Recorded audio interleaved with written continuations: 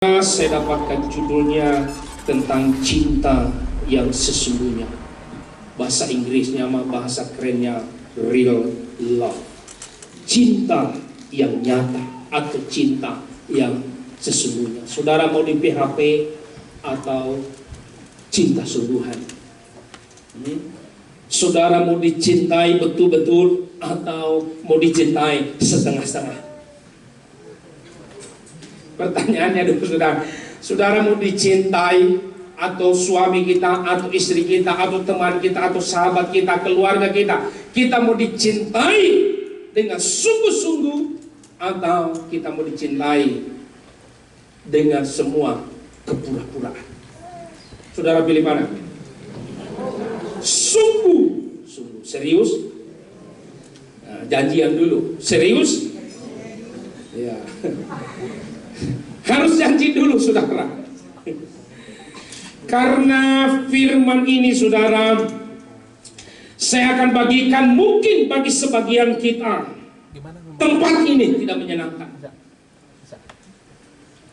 keadaan ini tidak menyenangkan, tapi itulah cinta yang sesungguhnya. Amin. Saudara, saya ibaratkan begini. Kalau kita sebagai orang tua, kita sudah punya anak. Waktu anak kita salah, saudara, apakah kita akan biarkan?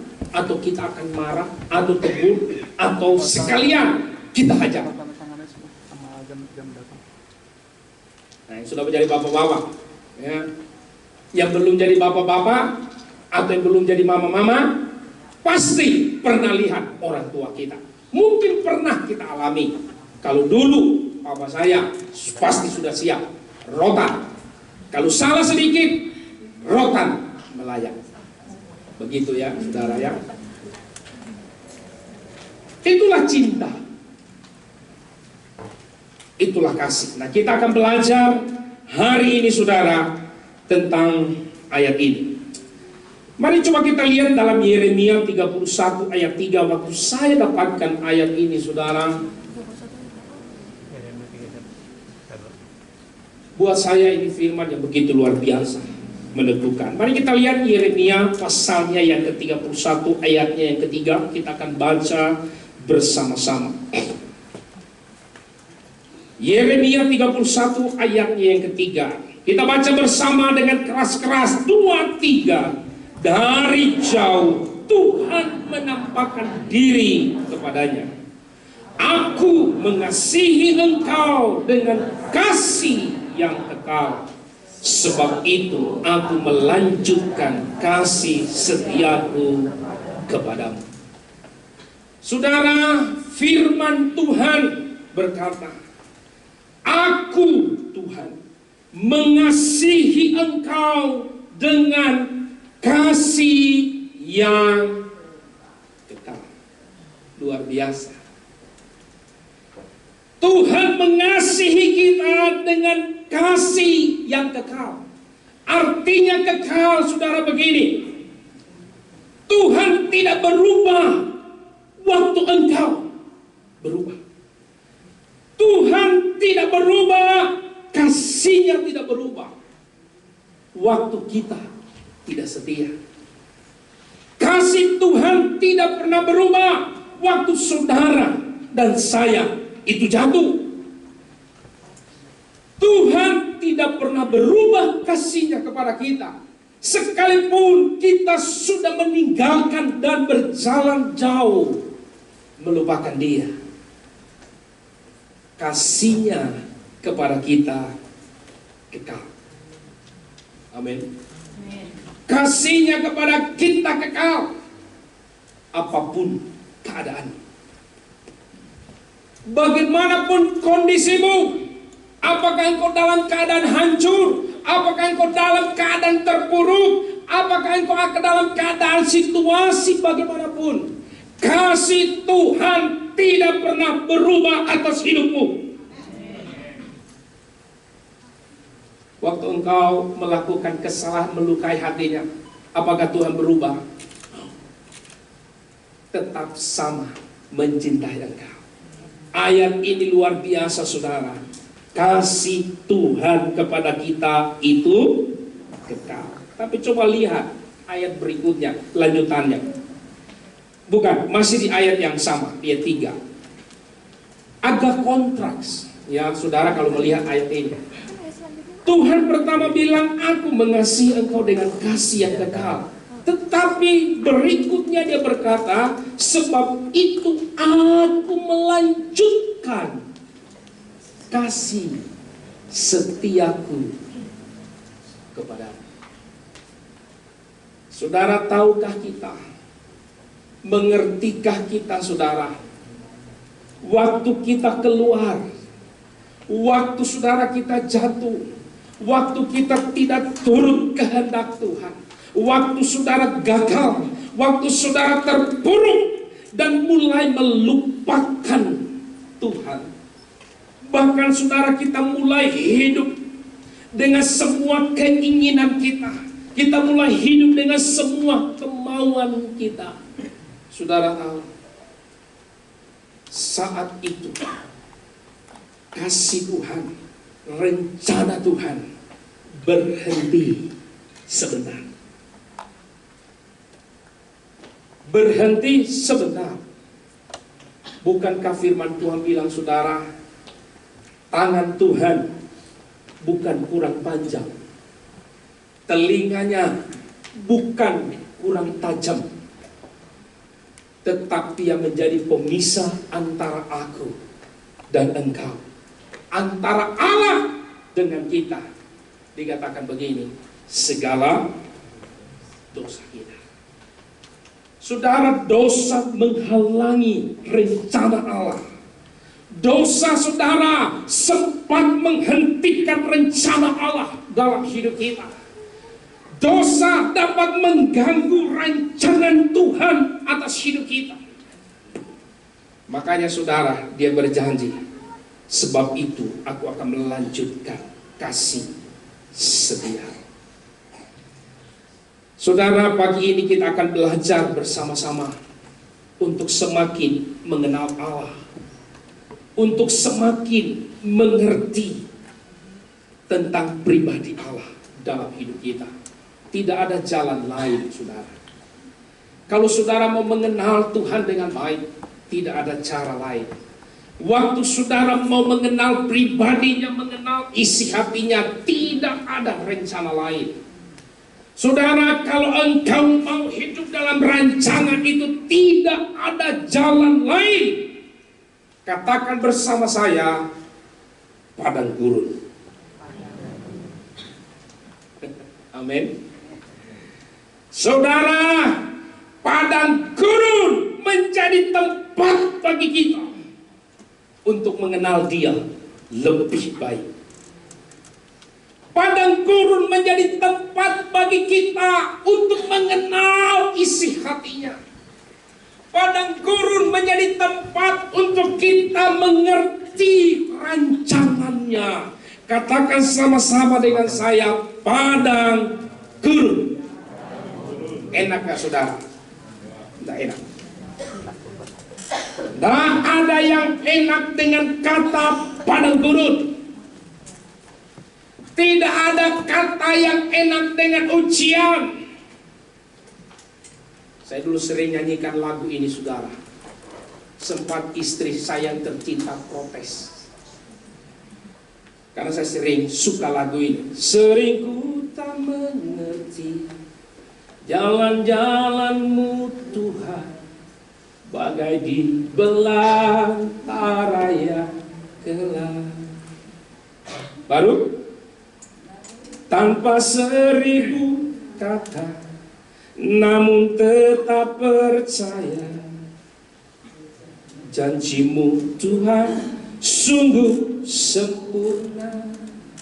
Ajarku memahami semua yang Kau ingini, agar hidupku puaskan hati-Mu. Saudara mau tahu isi hati Tuhan? Saudara mau berjalan dengan Allah? Saudara mau masuk dalam rencana Tuhan?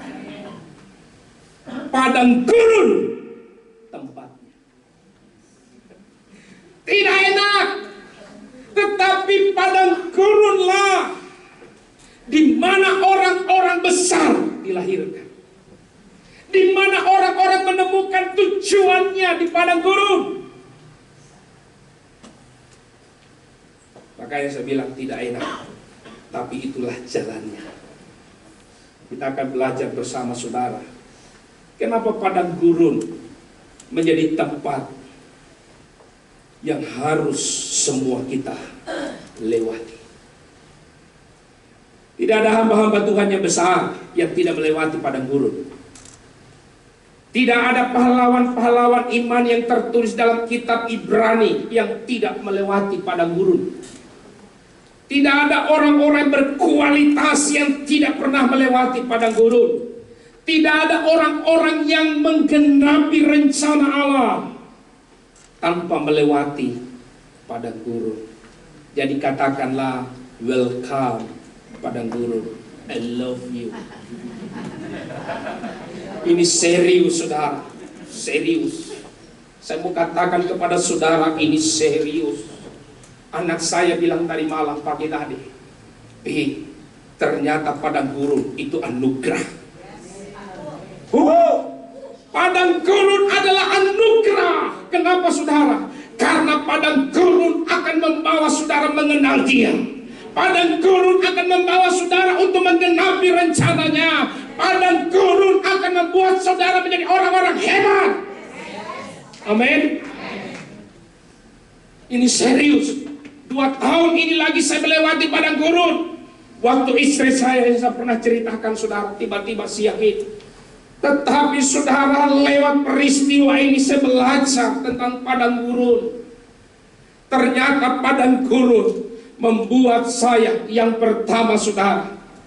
Kenapa padang gurun itu asik?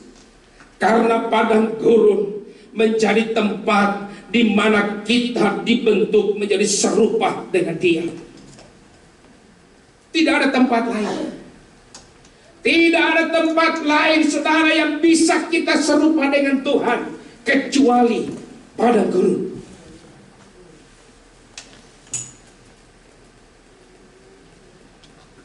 Nah, kita akan lihat. Coba lihat, tampilkan saudara ayat ini. Dari Wahyu pasalnya yang ketiga, ayat yang ke-19. Supaya kita menjadi serupa dengan Dia. Wahyu 3 ayat yang ke-19, firman Tuhan berkata, barang siapa kukasihi, ia kutegur dan kuhajar. Sebab itu relakanlah hatimu dan bertobatlah. Padang gurun menjadi poin yang pertama saudara, di mana padang gurun menjadi tempat untuk membuat kita serupa dengan gambarnya. Bukankah saudara sering menyanyi, ku mau sepertimu Yesus, disempurnakan selalu. Padang gurun menjadi tempat yang baik untuk semuanya, untuk tujuannya. Padang gurun menjadi tempat kita belajar. Ya, saya sampaikan waktu itu saudara, saya tidak bereaksi, tapi saya meresponi. Saya bilang, Tuhan, awalnya memang itu menyakitkan, bahkan sangat menyakitkan. Berminggu-minggu saya tidak bisa tidur. Setiap gerakan saudara itu saya pasti kaget dengan begitu luar biasa. Tetapi justru peristiwa itu membuat saya kembali menemukan cinta saya kepada Tuhan. Saudara tahu, semakin isi saya begitu, semakin saya mencintai Tuhan. Nanti saya akan bahas akhirnya di dalam penutup apa semua tujuan daripada guru. Ini yang pertama saudara. Supaya apa? Supaya semua yang di sini, kejahatan, karakter kita, penyimpangan kita, semua motivasi yang salah, saudara tahu, Saya waktu itu saya sudah bilang kepada dalam hati saya sempat ke Sulawesi. Saya bilang begini, udah dalam hati, goodbye. Saya tidak akan lagi melayani Tuhan. Cukup. Serius. Serius, karena padang gurun. Karena padang gurun itu menyesatkan hati. Padang gurun membuat hati tidak enak. Tetapi saudara, waktu peristiwa itu saya tahu Tuhan mencintai saya. Amin. Saudara tahu, itu yang saya bilang tadi, cinta yang sesungguhnya, real love. Waktu saudara motivasi kita mulai salah, waktu tujuan hidup kita mulai salah, walau karakter kita saudara tidak mirip-mirip lagi dengan Tuhan, kita melukai perasaannya dengan semua tindakan, cara berpikir kita, perasaan kita, bahkan kita melakukan hal-hal yang jahat, yang menyakiti hati Tuhan. Tuhan membuang kita di padang gurun supaya kita sadar, aku mencintai engkau. Ini serius. Waktu kita menghadapi padang gurun itu artinya Tuhan mencintaimu. Jadi padang gurun saudara menjadi tempat untuk kita sadar, jalan hidupku sudah salah. Saudara, apa yang harus kita lakukan? Cepat-cepat berbalik. Amin. Cepat-cepat bertobat. Amin. Dan belajar kembali melakukan yang baik dan yang benar. Kembali lagi kepada tujuan dan titik awal yang benar, sesuai dengan rencananya. Makanya tadi dikatakan, aku melanjutkan kasih setiaku. Saudara tahu, waktu saudara jatuh, waktu saudara berdosa, waktu saudara gagal, apakah Tuhan membuang kita? No. Sehancur apapun hidupmu, sebesar apapun dosamu, mau dosa apapun itu, kasih Tuhan tidak pernah berubah atas hidupmu. Makanya dia hajar kau supaya apa? Supaya kau kembali. Dia ngomong begini, nah, aku punya rencana yang hebat buat kau. Sekalipun kamu menyakiti hatiku, Tuhan bilang, kasihku tidak pernah berubah. Tetapi begini, dosa menghalangi semua rencanaku. Pemberontakan kita menghalangi semua rencanaku. Segala sesuatu yang kita lakukan menentang firman Tuhan menghalangi tujuan Allah, dan engkau tidak akan pernah bisa menggenapi rencana Allah. Makanya saudara, dia tempatkan kita di padang gurun. Baca ayat ini saudara, Ibrani 12 ayat 9. Buka Ibrani 12 ayat 9. Ibrani 12 ayat 9. Kita baca bersama-sama ayat ini. 2, 3. Selanjutnya dari ayat kita yang sebenarnya, kita beroleh ganjaran dan mereka kita hormati. Kalau demikian, bukankah kita harus lebih taat kepada Bapa segala roh, supaya kita boleh hidup? Ayat selanjutnya, sebab mereka mendidik kita dalam waktu yang pendek, sesuai dengan apa yang mereka anggap baik. Tetapi dia menghajar kita untuk kebaikan kita, supaya kita beroleh bagian dalam kekudusannya. Lanjut, ayat yang 11. Memang tiap-tiap ganjaran pada waktu yang diberikan tidak mendatangkan sukacita, menyakitkan bagi sebagian orang. Mereka banyak tidak menerima, mereka malah berbalik mengutuki dan marah kepada Tuhan. Mereka berkata, Tuhan tidak adil, Tuhan tidak baik kepada saya, Tuhan begitu jahat kepada saya. Tidak baik, tidak enak, tidak menyenangkan. padang gurun, saya pastikan saudara akan selalu membawa duka cita. Kalau kita pahami dengan cara berpikir kita. Selanjutnya, tetapi kemudian ia menghasilkan buah kebenaran yang memberikan damai kepada mereka yang dilatih olehnya. Amin.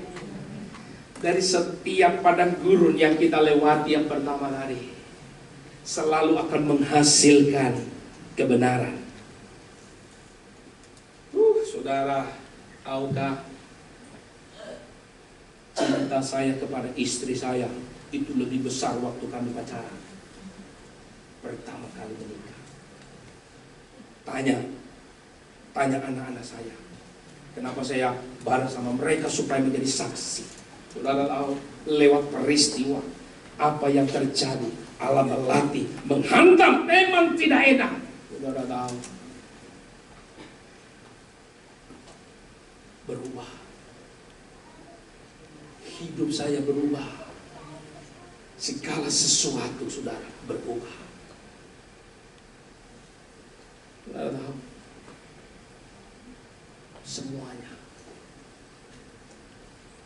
Alkitab berkata, semuanya mendatangkan duka cita waktu itu terjadi. Tetapi saudara tahu, dia menghasilkan kebenaran. Ayat 8, coba balik di ayat yang ke-8. Baca ini baik-baik. Tetapi, baca sama-sama. Tetapi jikalau kamu bebas dari ganjaran yang harus diderita setiap orang, maka kamu bukanlah anak. Bukankah padang gurun adalah anugerah? Bukankah penderitaan adalah anugerah? Bukankah proses adalah anugerah? Siapakah yang berkata bahwa padang gurun adalah tempat yang menyengsarakan? Saudara tahu, padang gurun bukan tempat Tuhan membalas. Padang gurun bukan tempat Tuhan menaruh kita karena dia marah sama kita. Padang gurun bukan tempat Tuhan membuang kita karena dia tidak suka dengan kelakuan kita.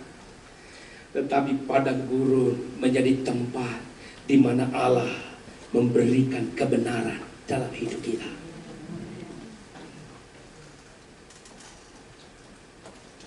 Mau dianggap jadi anak?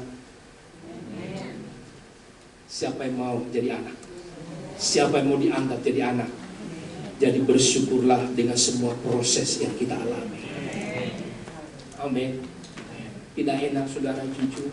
Tidak enak. Menyakitkan.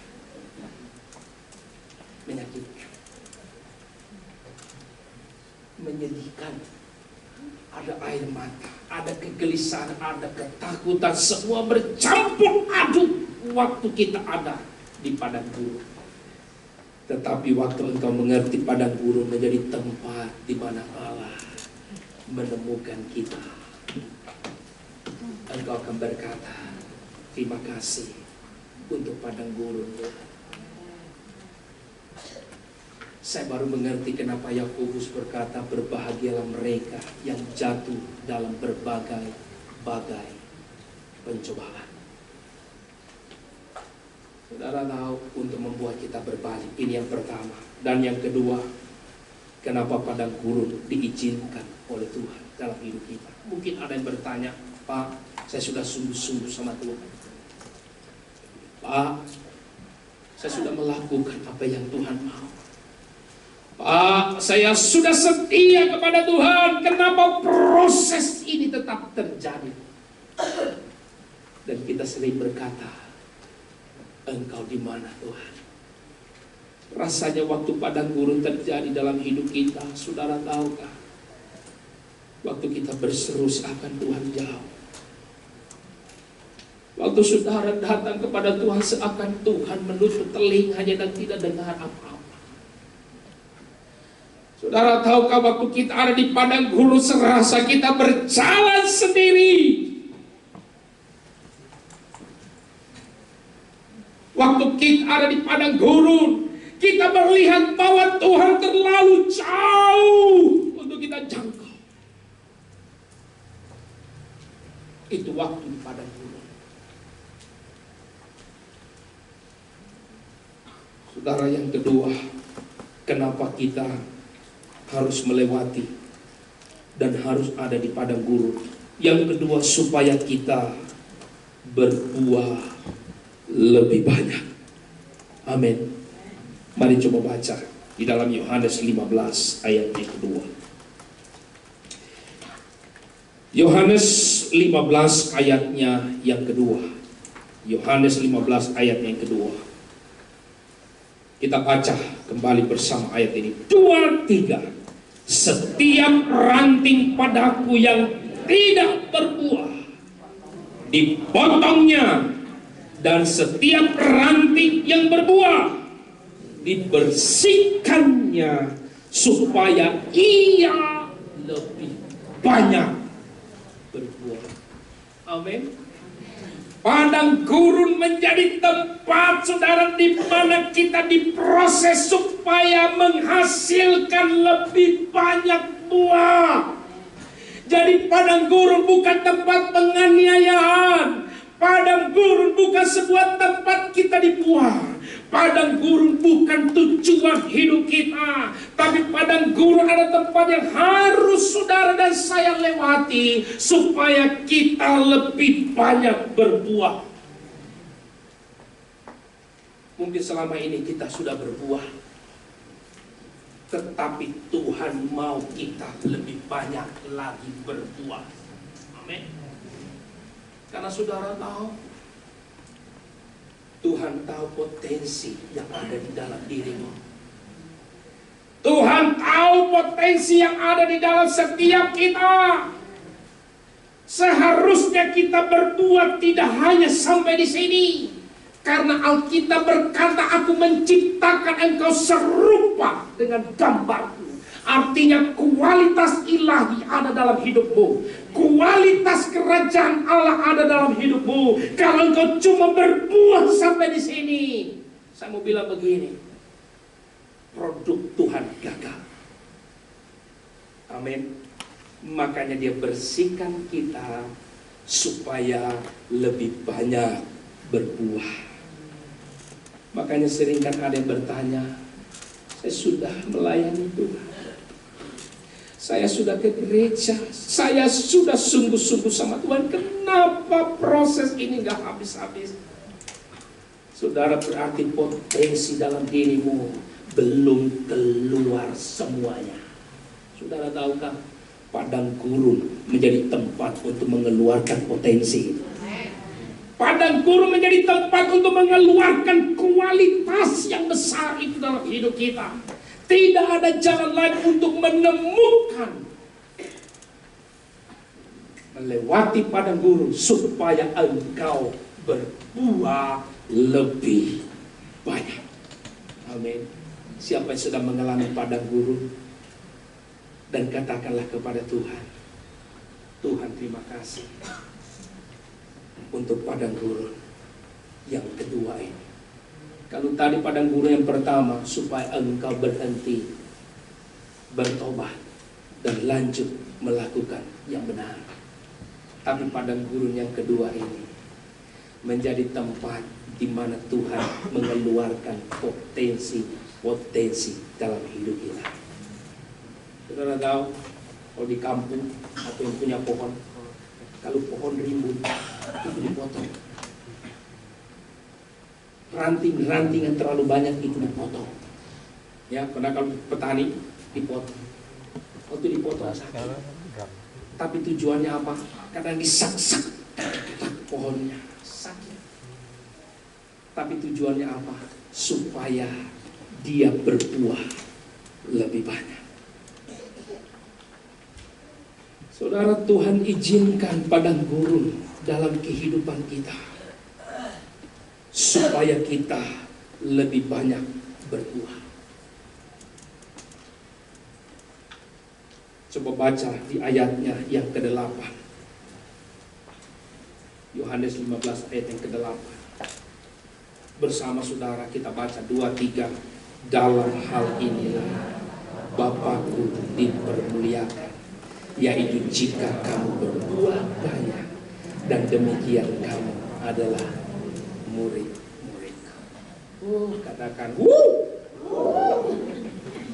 enak saudara? Tidak. Tetapi dibilang begini, waktu kita berbuah banyak, kita mempermuliakan.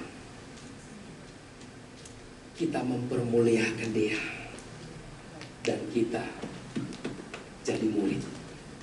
Bukan hanya menjadi orang Kristen, tetapi kita menjadi murid waktu kita berbuah banyak. Lusa jauh-jauh saudara, engkau akan tahu bagaimana engkau dekat dengan kerajaan Allah dengan hal ini. Waktu engkau berbuah banyak dan kita sudah jadi murid, sudah pasti saudara, Alkitab memberikan jaminan bagi kita. Amin. Bersama dengan dia. Jadi padang gurun tempat di mana saudara untuk menemukan hasil yang baik. Saudara, ada banyak hamba-hamba Tuhan, ada banyak tokoh-tokoh Alkitab yang sudah kita pernah baca, yang sudah pernah kita dengar. Ayub melewati padang gurun, Abraham melewati padang gurun, Daud melewati padang gurun, Yusuf melewati padang gurun. Apa tujuannya? Cuma satu, menggenapi rencana Allah. Yohanes ada di padang gurun. Saudara tahu Yohanes? Bapaknya siapa? Bapaknya siapa? Sakaria. Saudara tahu Sakaria siapa? Salah satu imam besar. Seharusnya anaknya Yohanes ada di sinagoge untuk belajar. Harusnya Yohanes ada di dalam pendidikan di sinagoge, dapat pendidikan yang terbaik. Tapi Roh Kudus bawa dia ke padang gurun untuk mempersiapkan jalan bagi Allah. Yusuf mengalami padang gurun yang dia lewati tidak menyenangkan, tapi tujuan Allah digenapi. Abraham melewati padang gurun cuma untuk menggenapi tujuan. Daud melewati padang gurun cuma untuk satu tujuan. Jadi saudara, padang gurun menjadi tempat untuk melahirkan orang hebat. Amin. Amin. Padang gurun menjadi tempat untuk melahirkan orang-orang yang akan menggenapi rencana Tuhan. Pertanyaannya, apakah padang gurun akan berakhir? Padang gurun akan berakhir? Padang gurun akan berakhir, tetapi dia bisa berulang kembali. Padang gurun akan berakhir, tetapi dia akan berulang kembali. Saudara tahu,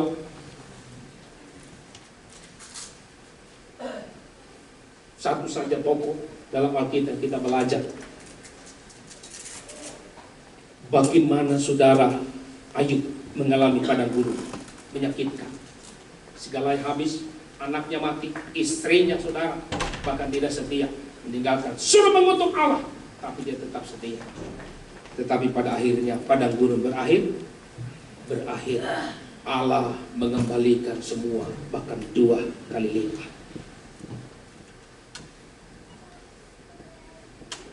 Apakah setelah itu ada cerita berikutnya?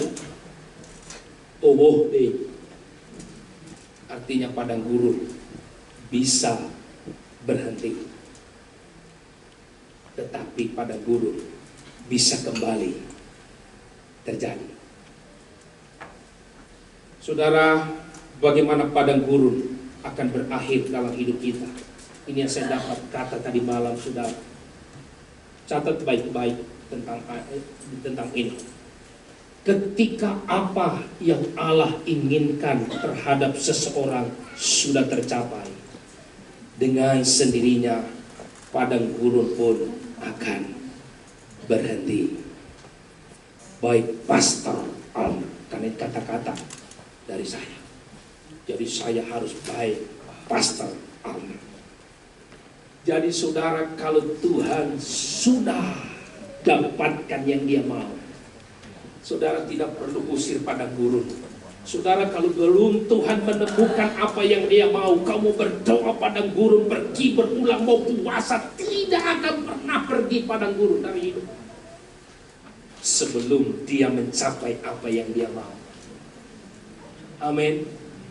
Saudara tahu, saya berdoa untuk istri saya sembuh, orang lain saya doakan sembuh. Saudara tahu, hanya istri saya. Saya doakan orang yang pergi rumah sakit yang mau operasi, tidak jadi. Banyak saya doakan sembuh. Tapi waktu saya berdoa dengan istri saya, rasanya saya kehilangan kuasa. Saudara tahu, bukan soal perkara engkau punya kuasa atau tidak, engkau bisa berdoa dengan otoritas atau tidak. Tapi pertanyaannya, apakah Tuhan sudah menemukan yang dia mau? Kalau dia sudah menemukan, padang gurun tidak perlu kau perintahkan, dia akan pergi. Buktinya saudara, lihat ini. Waktu Tuhan Yesus, Lukas pasalnya yang keempat, yang terakhir, Lukas pasalnya yang keempat, Lukas pasalnya yang keempat, bukan Lukas pasalnya yang keempat.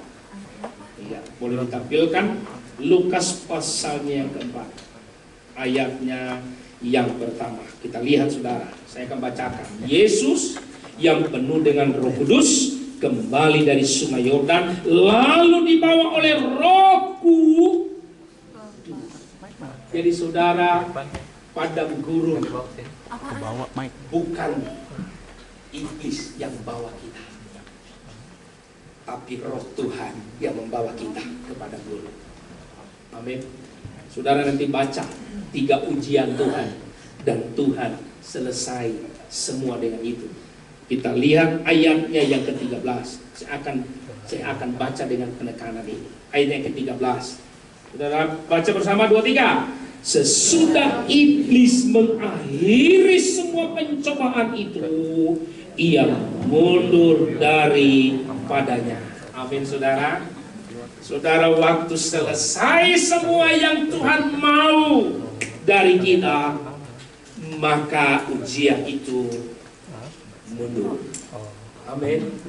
Padang gurun akan mundur dari hidup kita waktu Tuhan sudah menemukan apa yang dia mau. Dan baca selanjutnya, dan menunggu waktu yang baik. Kembali lagi saudara, tahu? Tetapi tidak mengapa. Karena apa? Tempat kita menggenapi rencana Allah. Iblis pernah coba lagi dengan Yesus? Ya. Waktu muridnya bilang begini, waktu Yesus berkata, saya harus ke Yerusalem, saya harus disalibkan untuk semua manusia. Muridnya yang dekat dengan dia bilang apa? Oh no, sekali-kali tidak, tidak usah pergi, sekali-kali tidak. Tuhan bilang kepada siapa saudara? Bang Petrus. Tuhan bilang apa? Nyah engkau iblis dari hadapanku. Tuhan menang dengan ujian, dan tetap dia berjalan menggenapi rencana Bapa di kayu salib. Apa iblis berhenti? Tidak. Di atas kayu salib, waktu Bapa memalingkan mukanya, sampai Yesus harus berteriak, Eloi, Eloi, lama sabachthani. Bapa, mengapa engkau meninggalkan aku? Tapi waktu Tuhan Yesus berdoa di Getsemani, dia memohon apa saudara? Dia bilang, sekiranya cawan ini lalu daripadaku, tapi janganlah kehendakku. Saudara, dengarkan saya baik-baik yang sedang mengalami padang gurun. Engkau bukan orang yang paling menderita. Engkau tidak ada di dalam dapur kesengsaraan. Tetapi itulah tempat yang baik untuk bertemu dan berjumpa dengan keinginan Tuhan. Amin. Makanya saya bilang, kenapa padang gurun? Welcome. Memang tidak enak. Tapi padang gurun menjadi tempat yang tadi pertama untuk mengikis semuanya, supaya kita berjalan selaras dengan kehendaknya. Yang kedua, supaya kita menghasilkan buah lebih banyak. Kita dibersihkan. Memang tidak enak, saudara, tapi padang gurun menjadi sebuah tempat yang indah bagi kita. Yang pertama, supaya menjadi serupa dengan Kristus. Dan yang kedua, supaya kita berbuah banyak. Saudara tahu kenapa kita harus berbuah banyak? Saya akan tutup, saudara, dengan ini. Di abad 20, saudara, kota New York, ada sebuah tim peneliti sosiologi, mungkin saudara pernah dengar ini, menyelidiki dua laki-laki yang hidup di abad 18. Penyelidikan itu untuk mengetahui menjadi apakah kedua keturunan akibat warisan atau watak kedua orang tua mereka. Seorang bernama Max adalah seorang ateis, tidak percaya kepada Yesus Kristus. Hidupnya fasik, tidak takut akan Allah, tidak mengizinkan anak-anaknya ke gereja atau keturunannya meskipun mereka menginginkan untuk pergi ke gereja. Dalam kurun waktu 2 abad, Max memiliki keturunan 1.200 orang. Kebanyakan mereka berakhlak bejat seperti leluhurnya. 440 orang hidup dalam pesta pora dan memuaskan hawa nafsu. 310 menjadi gelandangan dan peminta-minta. 190 orang menjadi pelacur atau tuna susila. 130 orang menjadi narapidana keluar masuk penjara. 100 orang pecandu alkohol dan pemabuk. 60 orang mempunyai kebiasaan mencuri. Dan 55 orang menjadi korban pelecehan seksual. 7 orang menjadi pembunuh. Itu semua keturunannya. Ternyata hampir tidak ada keturunan Max yang berguna bagi masyarakat. 300 diantaranya dipenjara pada usia rata-rata 13 tahun. Keluarga Max sejauh itu, saudara, waktu itu merugikan pemerintah Amerika Serikat sebesar lebih dari $1,5 juta untuk rehabilitasi. Mereka tidak memberikan kontribusi apa-apa kepada masyarakat. Itu orang fasik yang tidak mau berjalan dengan Allah, yang tidak mau dibentuk di padang-padang gurun, saudara. Tetapi saudara, ada satu perbandingan namanya Jonathan Edwards. Dan bisa saudara temukan di ensiklopedia. Sarah istrinya adalah seorang yang saleh dan pengikut Kristus yang setia. Jonathan dan Sarah menurunkan generasi yang berakhlak tinggi dan berkarakter perkasa. 320 orang menjadi pendeta, penginjil, dan dosen sekolah teologi. 120 orang menjadi profesor ilmu pengetahuan umum. 110 orang ahli hukum dan menjadi pengacara. 60 orang menjadi dokter. 60 orang menjadi penulis buku bermutu. 30 orang menjadi ahli hukum yang menjadi hakim. 14 orang menjadi rektor universitas. Banyak yang menjadi pemilik pabrik. 4 orang menjadi anggota Kongres Amerika Serikat. 1 orang menjadi wakil presiden Amerika Serikat. Kenapa saudara padang gurun Tuhan izinkan? Saudara tahu, karena waktu kita hidup dalam kehendak Allah, saudara dan saya akan melahirkan generasi yang akan sama. Amin. Kalau kita taat, setia kepada Tuhan, hidup benar dengan Tuhan, saya mau bilang begini, saudara, engkau akan melahirkan sebuah generasi yang hebat. Tetapi waktu kita menjadi orang fasik, kita tidak mau dibentuk, tidak suka diproses, tidak suka dengan padang gurun, saya mau bilang, kita akan melahirkan orang-orang yang tidak berguna. Padahal Alkitab menciptakan kita serupa, segambar dengan dirinya. Amin, saudara. Jadi saudara, mari padang gurun tempat yang baik buat kita. Mari sama-sama saudara kita bangkit berdiri.